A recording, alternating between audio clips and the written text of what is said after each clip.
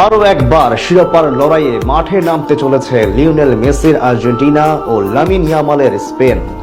বিশ্বকাপ ফাইনালের লড়াই শেষ হতে না হতে আবারও একে অপরের মুখোমুখি হতে চলেছে ইউরো ও কোপার চ্যাম্পিয়নরা।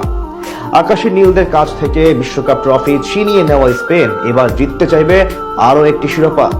অন্যদিকে মেসিদের কাছে সুযোগ থাকছে ফাইনাল হারের বদলা নেওয়ার। বিশ্বকাপ শেষ হতে না হতেই তবে নতুন কোন লড়াইয়ে মাঠে নামতে চলেছে মেসি ইয়ামালরা, সেটাই জানবো রিপোর্টে।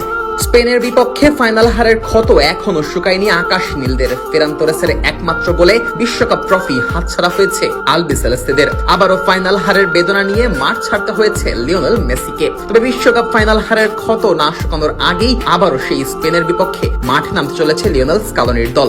সুযোগ এসেছে ফাইনাল হারের বদলা নেওয়ার, সেই সাথে আরো এক ট্রফি নিজেদের নামে করার সুযোগটাও এসেছে আকাশ নীলদের সামনে। বিশ্বকাপের আগে ইউরোপ ও দক্ষিণ আমেরিকার চ্যাম্পিয়নদের মধ্যে ফিনালিসিমা ম্যাচ আয়োজনের কথা থাকলেও বিভিন্ন কারণে সেটি আর শেষ পর্যন্ত মাঠে গড়ায়নি। তবে 2026 বিশ্বকাপ ফাইনালে স্পেনের শিরোপা জয়ের পর আবারও সম্ভাবনা জেগেছে সেই ম্যাচ আয়োজনের।